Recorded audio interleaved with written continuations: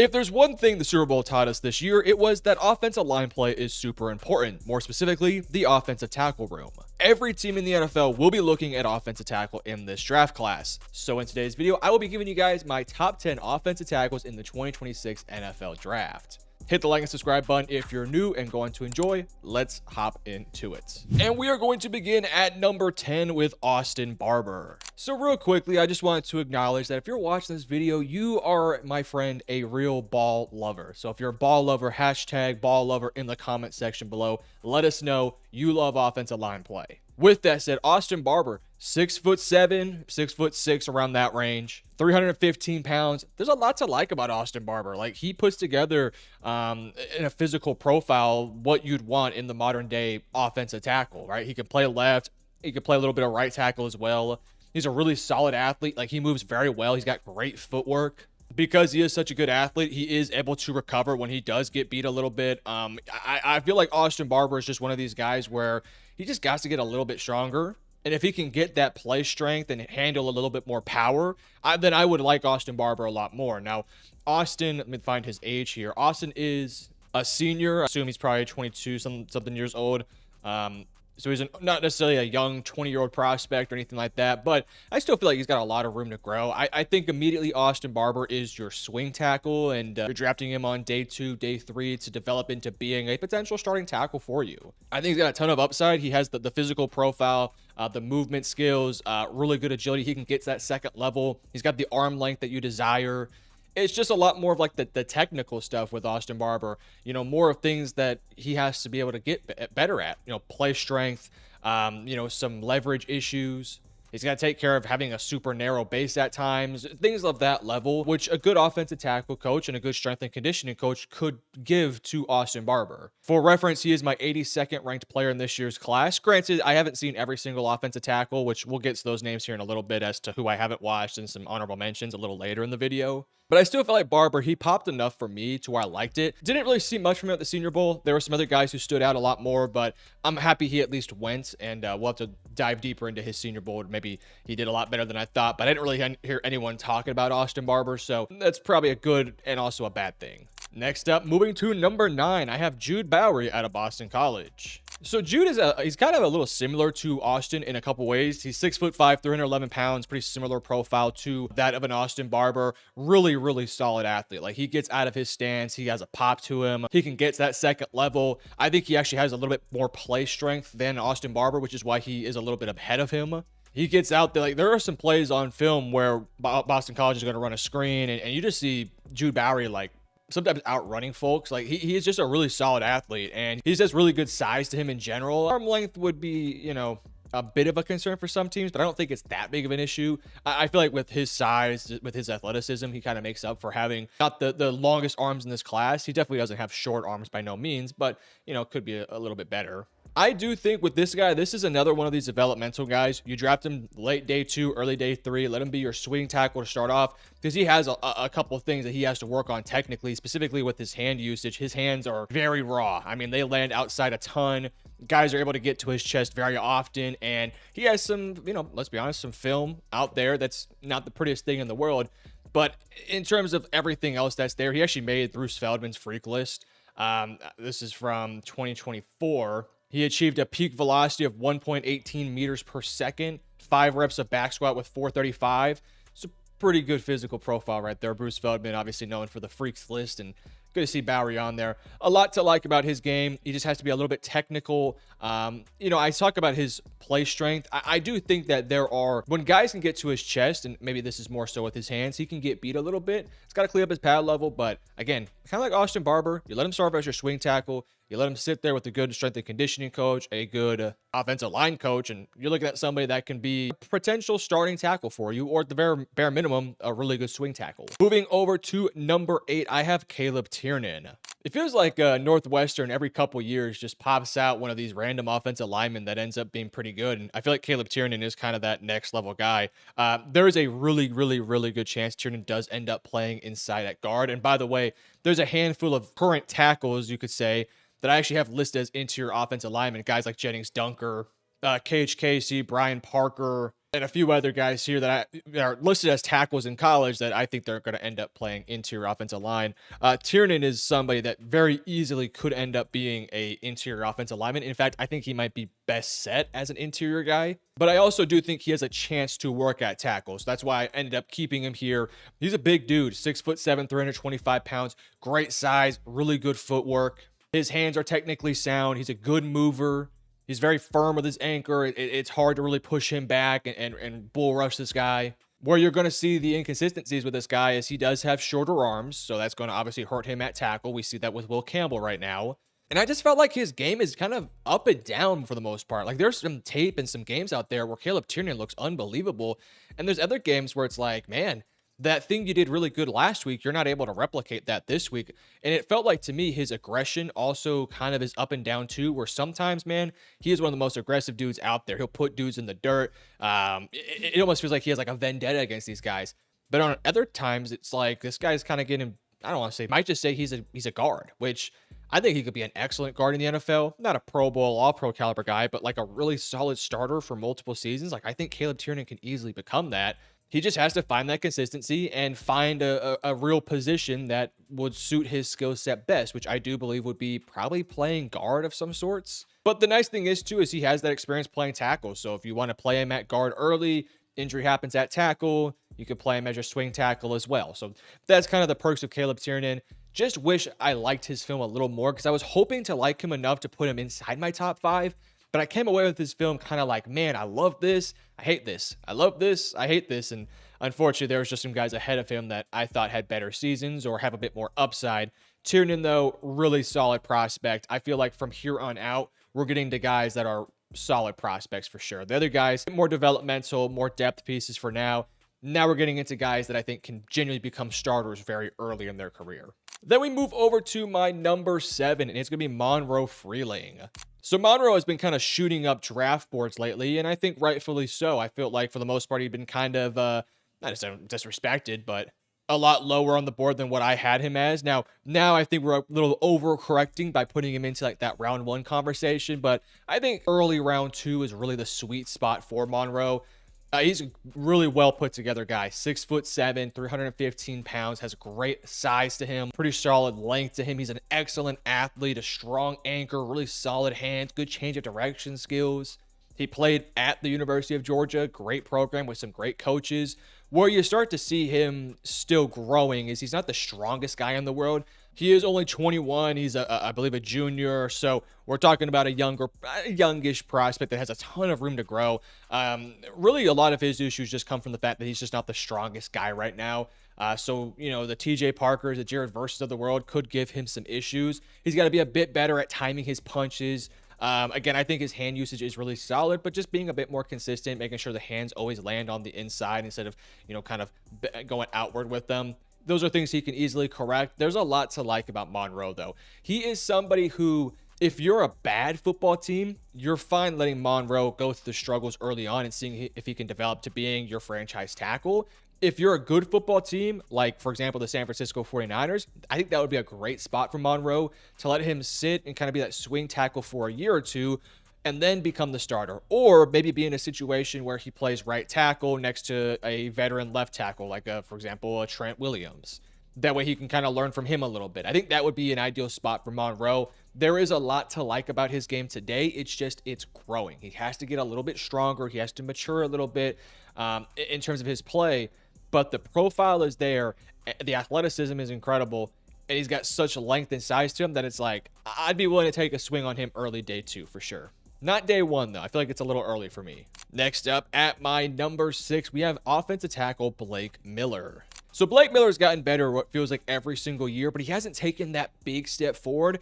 I felt like this year he took a big enough step forward to where I feel really confident that he can be a good player in the NFL. Now, I don't know if Blake is ever going to be a Pro Bowl or all pro caliber guy. I just feel like he's going to be a really solid starter for whatever team takes him, which is a good player to get in the back of round 1 or early round 2. He's 6'6", 315 pounds. He's a really solid athlete. Got a lot of playing experience to him, knows how to wall off defenders, really solid hand usage. His anchor is improving, which is an issue he has had the past few years where he was just a really light offensive tackle. and he wasn't the strongest guy in the world. His anchor could not handle these really powerful 255 guys that can build up a head of steam a little bit. It gave Blake some issues. Blake is now getting a little bit stronger to where he's able to handle those guys a bit more. Now, he's still a work in progress. I feel like his hand usage can still be a little inconsistent at times.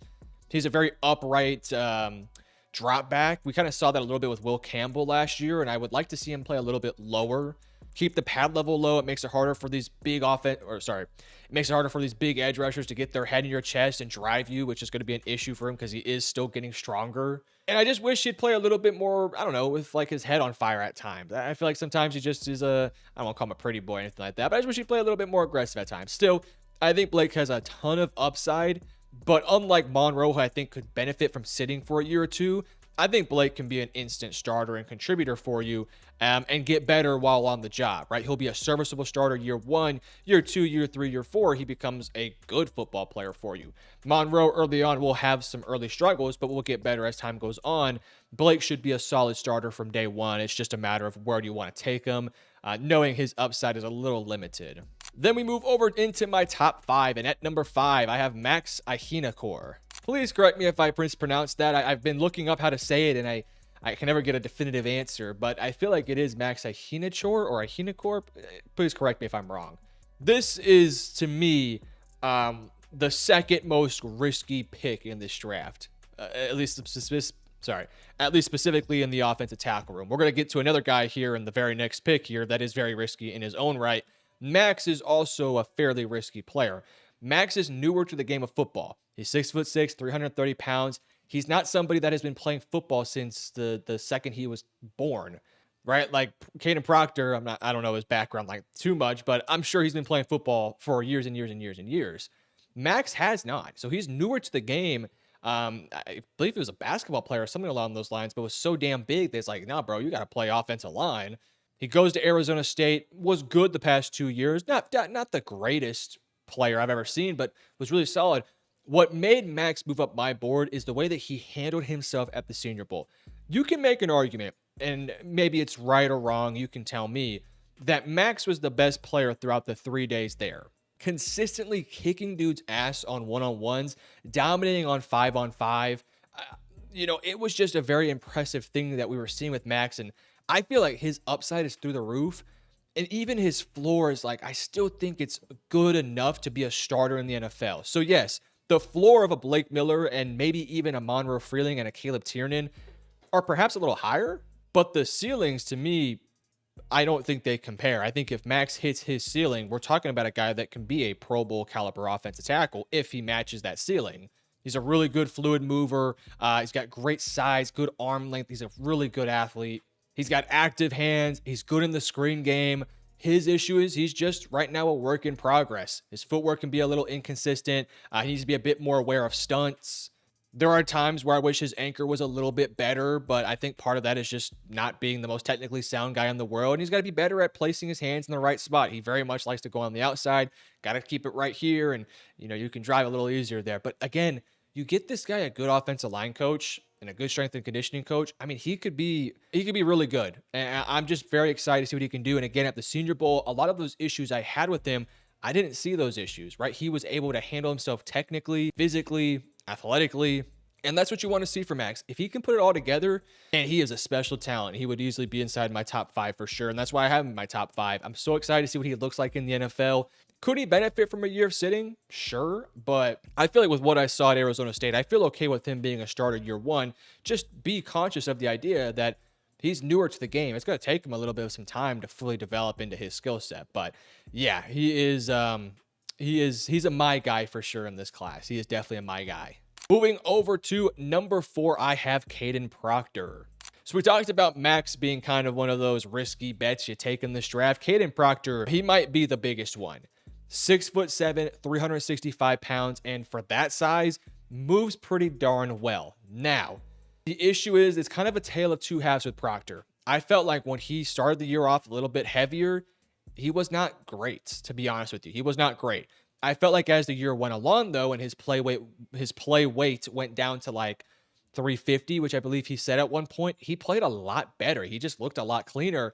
The issue for him is just, can he keep the weight down? He's such a naturally big guy.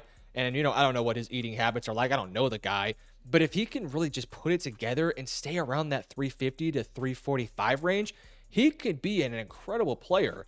But because he is 6'7" and probably going to play around 360, his foot speed is just not fast enough to handle like legitimately fast and athletic designated pass rushers. Like, imagine a Nick Bonito with how fast that motherfucker is going up against Caden Proctor, and his foot speed, it'd be tough. Proctor relies so heavily on just how big and strong he is, relying on that power, that when he goes up against some of these fast guys, it's going to be tough for him. It's why most people say that he's probably going to end up playing guard in the NFL, because when you're playing guard, you don't have to handle these, freaky demons coming off the edge. You're more so going up against the Dalvin Tomlinsons of the world, which are still tough, don't get me wrong, but Proctor could probably handle himself a bit better. It's kind of the Mekhi Becton thing. Like, Mekhi Becton coming out of college, massive individual, struggled in the Jets, went to Philadelphia, played great at guard there. Obviously struggled in LA, so we'll see what happens with him. But I could kind of see Proctor being kind of that similar mold. Because he's big, man. He's a good mover for his size, emphasis for his size. These violent hands. He pushes people in the run game around. He's getting better year in and year out. It's just the weight. If he can keep that weight down to 350, he's incredible. He's so good. But when he gets up to that 360 mark or 365, it's like he's a totally different player. He just looks so much more slow, so much more sloppy. That game, or the couple of games early on in the season for Alabama, he was rough. It got better towards the back end of the year, but he just has to improve. He is such a talented player. He needs a excellent strength and conditioning coach, a team that is going to basically say, Proctor, you have to get to this weight or else maybe you lose some money. I know that there have been some contract clauses about players playing at a certain weight or watching a certain amount of film. Like, Proctor, if we can keep you at that 350 to 345 range, you'll save a lot of money. Let's just put it that way. But yeah, Proctor, man, some people are going to love this guy. Some are going to absolutely hate this guy. There are going to be people out there, and rightfully so, that watch Proctor's film and say, I'm not taking him round one. And I get it. I 100% understand. I myself have him ranked 37th on my big board. I'm banking a bit more on the upside, but I'm also somebody that is a bit hesitant taking a top 25 pick on this guy. I think second round, I'm willing to take the risk there because he could be incredible, but it is a bit of a risky pick for sure. Moving over to my number 3, I have Caleb Lomu, the Utah offensive tackle. Lomu is the safest upside swing in this draft. We talked about Max being an upside swing. We talked about Barber, Bowery kind of banking on their upside a little bit. Lomu is an upside swing, but he's also a pretty safe football player. He's good. Like, he is a good football player, straight up and down. I think as a pass protector, he is really solid, just kind of technically sound in a lot of ways. Really smart player, knows how to use his length and size. He's got great athleticism. He's got great footwork. All those things are good. His hands could be a little inconsistent at times. I think he is 6'6", 308. He's not the best run blocker, in part because I just think he's a lighter guy. If he's also a young player too. I think he's a redshirt sophomore. So we're talking about a 21-year-old guy. If he can put on a little bit more weight, get a bit stronger, and honestly just get more reps out there on the field, Caleb Lomu can be a very solid starter for you. And the thing I like about Lomu in this class specifically is when you look at damn near every single one of these tackles on this list, a lot of them are right tackles. Caleb is a left tackle. Left tackles obviously get paid a lot of money to protect the blind side of your quarterback. Now, we have sort of seen that trend, not just want to say die, but it has been a little bit diminished now that we have the Penei Sewells of the world and the Joe Alts of the world too. So we're getting past that point, but left tackle is still massively important. It's not like right tackle is overclaimed left tackle. If you were to pick one, you'd probably want an all-star left tackle. Lomu does play that left tackle position. I just think he's such a good pass protector in this class, and I'm okay with him being a slightly worse run blocker. I think it can get better as he matures, as he puts on more weight, adds more muscle. He's my number 3 just because I think the film of the top 2 guys is significantly better, but I think Lomu 10 years from now, when we look back on this draft class, maybe not 10, let's be more realistic. Let's go 5 years from now. It wouldn't surprise me if 5 years from now, when these guys are getting into their second contract, if we say, hey, Lomu was excellent. Like, he was a great pickup in the middle to back of round 1. And he could potentially be like a multiple year starter for a team. He is an upside swing, so there is the risk that he doesn't ever hit that ceiling and he just ends up being an okay football player. But I think he's a good guy, good player, a lot to like about him, smart. Just has to get a bit stronger and a bit better in the run game. And I think he could be a really good player, man. Moving to my number 2, I have Francis Mauigoa out of Miami. So Francis is a lot of people's consensus number 1, and I definitely can see it. For reference, my top ranked guy is number 10. Francis is number 12 on my overall big board. So we're talking 2 spots. Some days Francis could be higher than Fano. Fano could be higher than Francis. Spoiler alert on Fano, by the way. I shouldn't have said that, but you know, it was bound to happen. It just kind of depends on the day for me, or I guess not the day of the week for me. Some weeks I might prefer Fano's film. They're really close. I thought Francis really came on late in the season and looked super impressive in the postseason. I didn't want that to overly sway because we didn't get to see Fano in the postseason, so I didn't want to push Fano down a ton because of that, because I thought Fano had just an incredible year. Again, I thought he was really good last year, and I thought this year he was just as good. I thought Francis also was unbelievable this year. Now, I have some more concerns about the ability for Francis to play tackle in the NFL, more so than Fano, which is why he's lower than Fano on my list. But I think Francis, as a pure offensive lineman, whether he's playing guard or tackle, is a great prospect. He is a big dude, 6'6", 315 pounds. And he's bulky, man. He is a thick 315. He's a good athlete. He's a natural knee bender, strong anchor. He pushes people around in the run game. He has just an aggression to him that I love to see from that position. And I think it would work excellently as a offensive guard. His arms are not the longest in the world, which is why you see a lot of people put him as that guard. But if he does play guard, he could be an incredible guard prospect with how aggressive he is, with his size, his freakiness, his athleticism, you know, the fact that he plays with such great pad level, things like that. Like, as a guard, he can be really good. As a tackle, I think he could be damn good too. Where you're going to see some issues with him is his hand usage is still very inconsistent. He is very, very aggressive to the extent where it's sometimes over aggressive. He just has to learn how to maintain blocks a bit more. Part of the reason why he struggles to maintain blocks is because his hand usage is still developing, and he is a very aggressive player. If he can fix those two things, he's a good prospect, like a really, really sound prospect that whether it's guard or tackle, he's going to be good. And, you know, I feel like there is I don't want to say agenda against this offensive line class, but I don't know. I feel like we're being very hypercritical with this class. It's not a bad class by no means. Just because there's not a Joe Alt in this class doesn't mean there's high-end talent. For reference, I just did a Bengals mock-off season, and people were roasting me for taking Francis. I'm like, guys, Francis is would be the best offensive lineman on your team. He's a better prospect than Amarius Mims was. I know that for sure. So I don't know, man. I think Francis has a ton of upside. And the fact that you can play him in any position and feel confident he can be great at that position is exciting. Now, I think that the player we're going to talk about a bit later is a better pure tackle. I don't think Francis is that far away from him. Again, he's 12 on my big board. I think he can play tackle and guard at a very high level. Before we get into my number 1, I did want to go ahead and throw out a few honorable mentions. These are guys that I have not seen all their film on, but I do like what I've seen so far. So they could end up entering into my top 10 by the time we do get to the combine. Those names being J.C. Davis out of Illinois, Nicky Prongos out of Stanford, Isaiah Ward out of Oregon, Drew Shelton from Penn State, and Emil Wagner from Notre Dame. They were all guys I did consider for this list. I just have not seen enough of them to put them ahead of these other guys, but I am keeping my eye on them for sure. They could end up in my top 10, but maybe we'll update my big board when we get to the draft.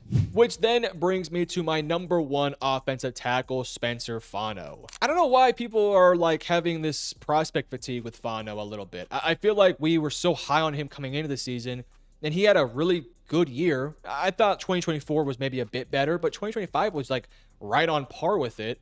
But now everyone has him like outside their top 10, and I'm like, why? He's a good player. I bet I'd put pretty top dollar on it that both Fano and Mauigoa are going to go probably somewhere in the top 12. So, you know, obviously the NFL is quite high on them, and I'm high on Fano. I think he's a great tackle prospect. No, he's not the same level prospect of a Penei Sewell or a Joe Alt, but it's a different type of class from those ones. He is a good prospect, like a very, very, very good prospect, just like Francis Mauigoa is. He's 6'6", 308 pounds, great movement skills, a pretty firm anchor, just strong hands. Like if he gets his hands on you, you're usually not going to get out of his grip. He processes the field well. He handles stunts well. He plays with a natural leverage to him. He's not the biggest guy in the world. I mean, he's the same size and length as Caleb Lomu, which we talked about him. I think Fano carries his weight a bit better. And I think you can kind of see that on the film where when he gets his hands on you, he is just, his grip strength is probably some of the best in this class. So I'm not too concerned about the weight. I'd like to see him get a bit bigger if he can. 315, 320 would be great. He also struggles a little bit with that over aggressiveness at times. Not as much as Francis, but there are a little bit of occasions of that. And he's just a good tackle prospect. I would like to see him be a bit better at handling counter moves. But, you know, look, here's the thing.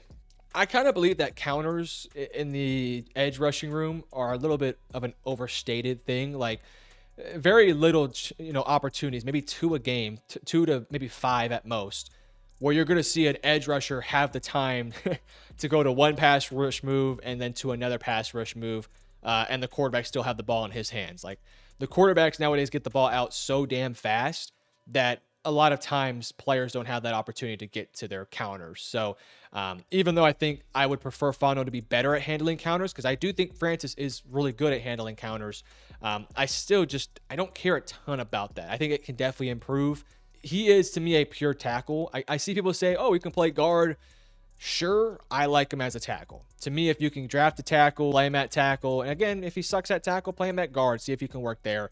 I like the Arizona Cardinals a lot for him to play that right tackle position opposite of Paris Campbell. I understand why Francis is commonly the pick there because he offers that versatility to also play guard, but I think Fano is also an excellent prospect that should be in consideration for a top 10 pick. For whatever reason, there is prospect fatigue with some of these top guys, specifically with Fano. I don't really know why. I think he's just really, really, really good. But guys, you let me know in the comment section below, what are your thoughts on my top 10? If you have your top 10, please let me know in the comment section below. Appreciate you guys for watching. Peace out.